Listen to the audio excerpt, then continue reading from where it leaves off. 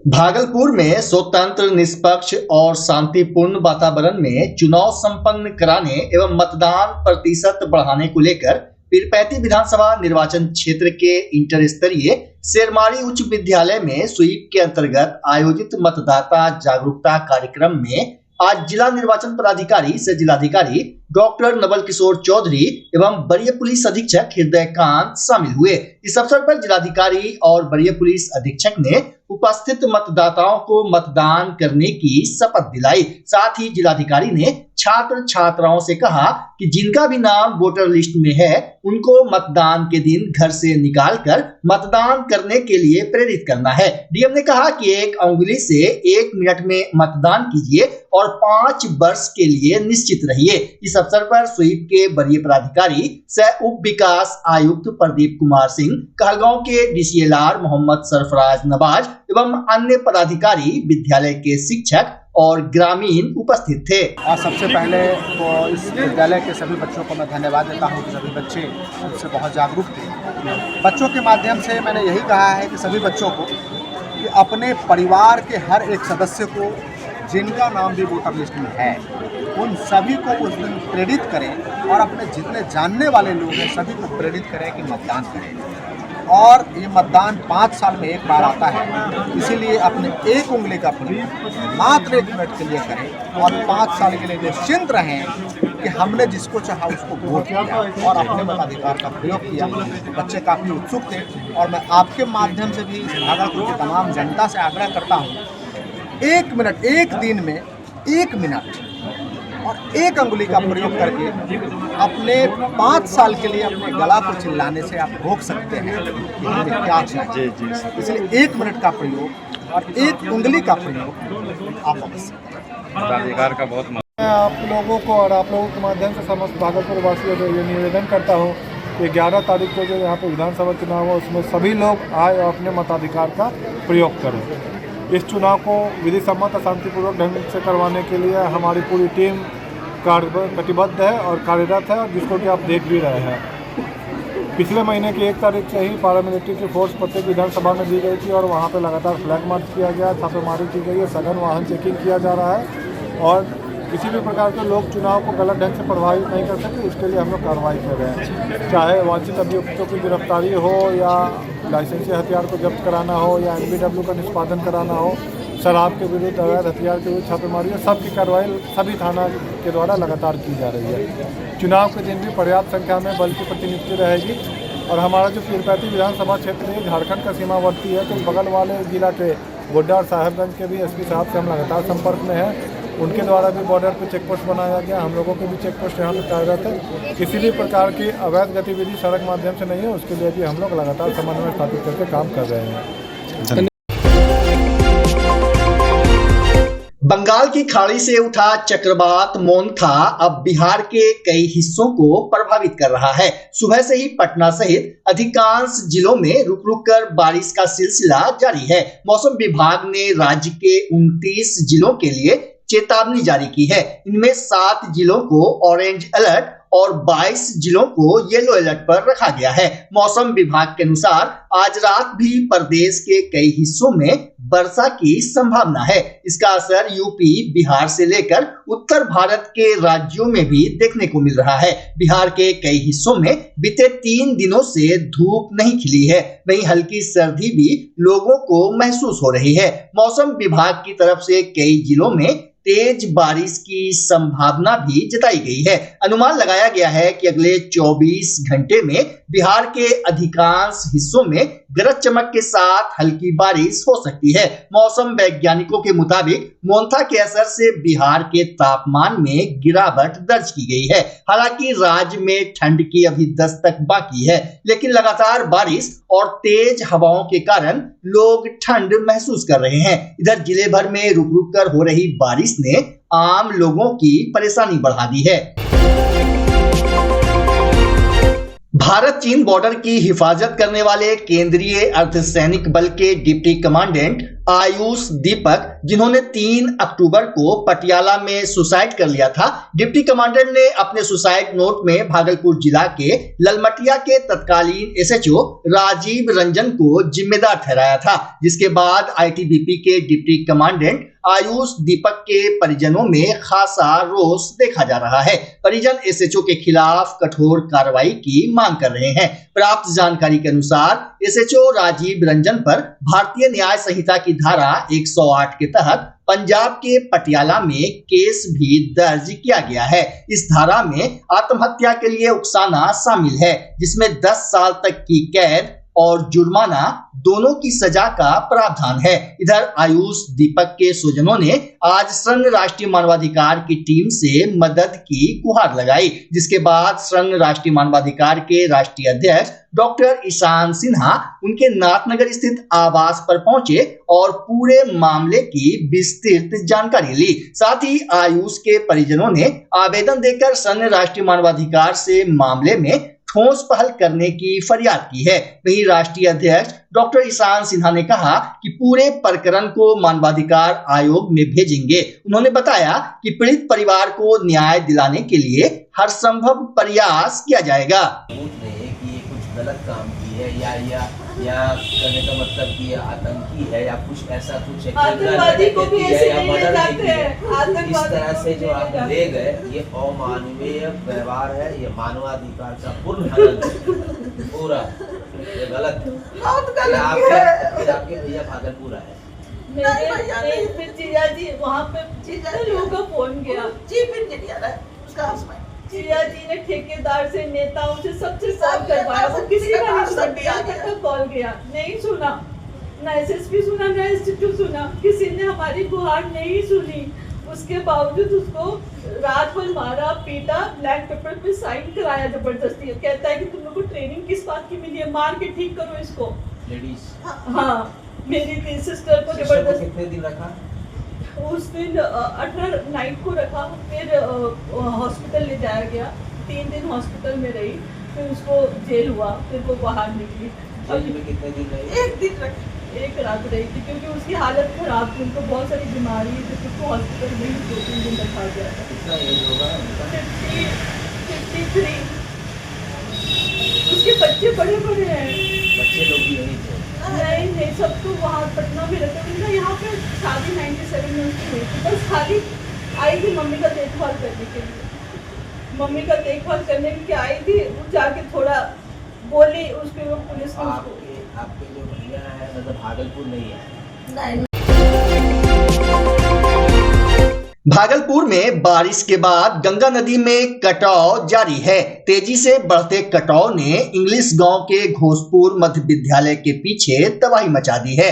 बीते 24 घंटों में नदी किनारे मिट्टी धंसने से स्थानीय लोगों में दहशत है। कटाव की रफ्तार इतनी तेज है कि विद्यालय के पुराने खेल मैदान का हिस्सा भी पूरी तरह नदी में समा गया है। ग्रामीणों ने बताया कि इंग्लिश गांव, घोषपुर और आसपास के कई घर अब गंगा के मुहाने पर आ गए हैं। अगर शीघ्र ही बचाव कार्य शुरू नहीं हुआ तो आने वाले दिनों में दर्जनों घर और सार्वजनिक स्थल नदी में समा सकते हैं। सूचना मिलने पर संबंधित विभाग के पदाधिकारियों को स्थिति से अवगत करा दिया गया है। प्रशासन ने लोगों से अपील की है कि वे कटाव क्षेत्र के पास न जाएं और सतर्क रहें। इसी बीच कटाव की सूचना मिलने पर नाथनगर के समाज सेवी विजय कुमार यादव मौके पर पहुंचे। उन्होंने लोगों की समस्याएं सुनी और संबंधित पदाधिकारियों से फोन पर बात कर तुरंत रिंग बांध निर्माण शुरू करने की मांग की। उन्होंने कहा कि कटाव पीड़ितों की हर संभव मदद की जाएगी। कटाव के चलते मुख्य सड़क के धंस जाने से आवागमन भी बाधित हो गया था। स्थिति को देखते हुए विजय यादव ने अपने निजी कोष से वैकल्पिक रास्ता निर्माण के लिए आर्थिक सहयोग दिया। वहीं ग्रामीणों ने प्रशासन से गुहार लगाई है कि शीघ्र ही ठोस बचाव कार्य आरंभ किया जाए ताकि आने वाले दिनों में और नुकसान को रोका जा सके।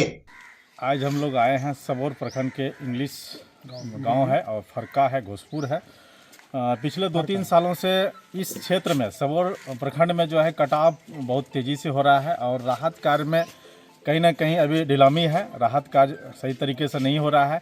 फिलहाल जो कल लगातार बारिश हुई जिसके वजह से यहाँ पे कुछ जगह पे कट गया, रास्ता कट गया है और लोग को आने जाने की सुविधा बड़ा दिक्कत हो गई है। और वो इस तरह से कट रहा है कि अगल बगल में घर है, वो घर कटने की स्थिति में है।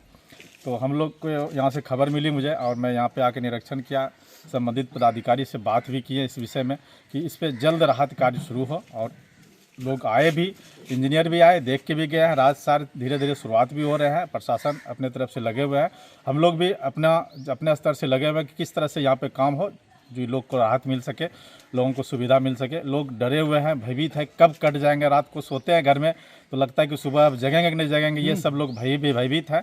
और यहाँ जो माहौल देख रहे हैं, जो स्थिति है, ये बहुत ही दयनीय है। और इस पर जो है प्रशासन को, सरकार को सख्त से सख्त कार्रवाई यहाँ पे होना चाहिए और इस पे जो है राहत कार्य जरूरी है, राहत कार्य यहाँ पे जोर शोर से चलना चाहिए। ग्रामीण का आरोप है कि सही से काम नहीं हो पा रहा है, पहले भी काम हो चुका था तो फिर भी कटाव जारी है। बिल्कुल, पहले कटाव तो 2-3 सालों से लगातार हो रही थी। पहले मसारू में हुई थी, उसके बाद रामपुर में हुई, इस बार जो है घोसपुर में हो गया, इंग्लिश में हो गया, फरका में हो गया, जगह जगह कटाव हो रही है। और राहत कार्य जिस तरीके से चल रही है वो सही नहीं है, उनको और बृहद पैमाने पर करने की आवश्यकता है। प्रशासन को चाहिए कि इसमें जो है अपने से मुस्तैद होकर इसको काम कराना चाहिए। अब ठेकेदार किस तरीके से काम कर रहे हैं, नहीं कर रहे हैं, ये समझ में नहीं आता है। सरकार को इस ओर जो है कदम उठानी चाहिए बहुत मजबूती से, क्योंकि ये धीरे धीरे जो स्थिति हो रही है, आने वाला समय में ये कई बस्ती, कई गांव के लोग, हजारों घर ये कट के जो है पानी में विलीन हो जाएंगे। भागलपुर जिला के नाथनगर थाना क्षेत्र अंतर्गत गोसाईदासपुर गांव में बीते गुरुवार की रात चोरों ने एक नवनिर्मित दुकान का ताला तोड़कर नकद रुपये, मोटर पंप और खाद की बोरी चोरी कर लिया। घटना की जानकारी दुकान मालिक नित्यानंद यादव ने थाना में आवेदन देकर दी है। नित्यानंद यादव ने बताया कि गुरुवार की शाम करीब 6 बजे वे अपने दुकान जो गोसाईदासपुर हरिदासपुर रोड पर स्थित है बंद कर अपने पुराने घर खाना खाने चले गए थे। रात करीब 8:20 पर जब वे दुकान पर लौटे और ताला खोलकर अंदर गए तो अचानक किसी के भागने की आहट मिली। शोर मचाने पर उन्होंने देखा कि 4 व्यक्ति दीवार फांदकर पूर्व दिशा में बगीचे की ओर भाग रहे थे। अंधेरा होने के कारण किसी की पहचान नहीं हो सकी। जब दुकान में जाकर जांच की गई तो काउंटर में रखा 20,000 रुपये नकद, चापानल में लगा हैंडपंप, मोटर और 4 बोरा खाद गायब मिला। वहीं जब दुकान में लगे सीसीटीवी कैमरे को चेक किया गया तो उसमें 4 अज्ञात का हरकत सामने आया। भागलपुर नगर निगम वार्ड संख्या 6 स्थित चंपानगर का राजकीय उर्दू मध्य विद्यालय इन दिनों नशेड़ियों का अड्डा बन गया है। स्थानीय लोगों और विद्यालय प्रबंधन के शिकायत के बावजूद नाथनगर पुलिस कार्रवाई को इलाके में नहीं पहुंचती है। वहीं नाथनगर शांति समिति से जुड़े सदस्यों ने विद्यालय परिसर में फैली गंदगी और सूखा नशा के सेवन से जुड़े सबूत को सोशल मीडिया ग्रुप में भेजकर स्थानीय थाने को जगाने का काम किया है। लोगों की माने तो थाना स्तर पर कई बार इसकी शिकायत की गई लेकिन कोई एक्शन नहीं लिया गया। इधर पूरे मामले पर सिटी डीएसपी 2 राकेश कुमार ने बताया कि वीडियो फुटेज के आधार पर नाथनगर थाना प्रभारी को विद्यालय में नियमित छापेमारी अभियान चलाने के लिए निर्देशित किया गया है। ये वार्ड नंबर 6 अंतर्गत राजकीय उर्दू मध्य विद्यालय है जो कुम्हार टोली और बिसरी स्थान के बोरिंग के पास ये विद्यालय स्थित है। वहाँ पे नशेड़ियों का जमाव बड़ा लगा रहता है। विद्यालय बंद होते ही देर रात तक नशेड़ी का अंदर में पूरी तरीके से भीड़ इकट्ठा रहती है। लोग अंदर में ही कुछ लोग नशे का सामान बेचते हैं और फिर कुछ लोग जो है उनको खरीदते हैं, फिर अंदर में ही सेवन करते हैं। वहीं पर वोमिटिंग वगैरह कर देते हैं। वहीं पर सलाई की तीलियों का ढेर लगा रहता है। और इस मामले पर पिछले 2 साल पहले हमारे विद्यालय में कंप्यूटर की चोरी हुई थी, बैटरा की चोरी हुई थी, इन्वर्टर चोरी हुआ था। अभी 2 मंथ पहले 3 पंखा चोरी हुआ था। इन तमाम मामलों की सूचना हम लगातार थाना को देते आ रहे हैं। थाना इस पर कार्रवाई अपने स्तर से किया भी, कुछ दिन तक लोगों का बंद भी था। लेकिन ये काली पूजा, छठ और दुर्गा पूजा को ध्यान में रखते हुए 10 दिन जो विद्यालय बंद सरकार के द्वारा की गई, इसमें तो पूरी तरीके से विद्यालय की स्थिति को तहस नहस कर दिया। आगामी 11 तारीख को जो चुनाव होना है, उस चुनाव में के ध्यान में रखते हुए पूरी लाइट वगैरह की व्यवस्था की गई थी, टॉयलेट वगैरह को साफ किया गया था, लेकिन ऐसा स्थिति पैदा कर दिया है कि पूरा वायरिंग को नोच दिया है, लाइट लेके चला गया, वेपर वगैरह लगाया गया तो वो लेके चला गया, और टॉयलेट का ताला तोड़ दिया गया, रूम का ताला तोड़ करके कई बेंच चोरी कर लिया, और फिर एक बेंच 2 बेंच रख करके इस पर लोग आराम से लोग बैठ करके उस पर नशे का सेवन करते हैं। इस पर तुरंत विराम लगना चाहिए, कार्रवाई होनी चाहिए। भागलपुर जिले के पीरपैंती प्रखंड के मानिकपुर पंचायत स्थित जिच्छो पोखर के पास उस समय अफरा तफरी मच गई जब स्थानीय निवासी विक्रम झा के घर में एक खतरनाक रसेल वाइपर सांप दिखाई दिया। ग्रामीणों ने सूझबूझ दिखाते हुए डलिया से सांप को ढककर सुरक्षित रखा और वन विभाग के पदाधिकारी को सूचना दी। रसेल वाइपर की जानकारी मिलते ही वन विभाग की टीम मौके पर पहुंची और बिना किसी मशीन या उपकरण के केवल लकड़ी के सहारे रसेल वाइपर का रेस्क्यू किया। बिहार विधानसभा चुनाव जैसे जैसे नजदीक आ रहा है, नाथनगर में चुनावी सरगर्मी तेज हो गई है। क्षेत्र के एनडीए प्रत्याशी मिथुन कुमार लगातार जनसंपर्क में जुटे हैं। शनिवार को उन्होंने सबौर सहित दर्जनों गांवों का दौरा कर लोगों से आशीर्वाद और समर्थन मांगा। इस दौरान ग्रामीणों, महिलाओं और युवाओं ने उनका जोरदार स्वागत किया। लोगों ने कहा कि मिथुन कुमार जमीनी नेता हैं जो जनता की समस्याओं को करीब से जानते हैं और उनके समाधान के लिए हमेशा तत्पर रहते हैं। बता दें कि वर्तमान में मिथुन कुमार जिला परिषद के अध्यक्ष हैं और चुनावी मैदान में नाथनगर से अपनी किस्मत आजमा रहे हैं। जनसंपर्क के दौरान मिथुन कुमार ने कहा कि नाथनगर की जनता का प्यार और स्नेह मेरे लिए सबसे बड़ी ताकत है। बच्चा जब जन्म लेता है तो कई बार बच्चा तुरंत नहीं रोता है, रोने में देर हो जाता है। ऐसे में बच्चा क्षतिग्रस्त हो जाता है और उसके बचने की संभावना कम हो जाती है, और यदि बचा तो भविष्य में उसमें विकलांगता की समस्या आती है, जिसे सीपी कहते हैं, जिसका कोई माकूल इलाज नहीं है और ज़िंदगी भर बच्चा विकलांगता से जूझ सकता है। ऐसे में पूरे संसार में कूलिंग थेरेपी का सहारा लिया जाता है। जन्म से ठीक 6 घंटा के अंदर यदि उसको कूलिंग थेरेपी दिया जाए तो उससे उसका सीपी की समस्या कम होती है और बचने की भी संभावना बढ़ती है। पहली बार बिहार झारखंड में आपके शहर के स्नेह नवजात शिशु बाल सेवा केंद्र में यह मशीन उपलब्ध है। कभी भी ऐसी बात हो कि बच्चा रोने में विलम्ब हो गया तो आप स्नेह नवजात शिशु बाल सेवा केंद्र में जरूर संपर्क करें।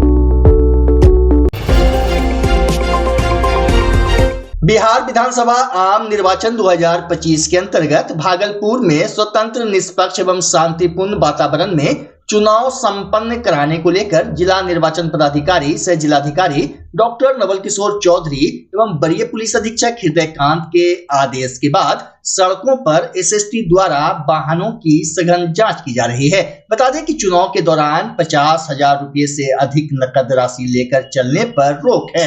अगर कोई व्यक्ति 50,000 से अधिक राशि के साथ पकड़ा जाता है तो उन्हें इसका साक्ष्य देना होगा। साथ ही हथियार, नशीला पदार्थ और शराब लेकर चलने पर भी प्रतिबंध है।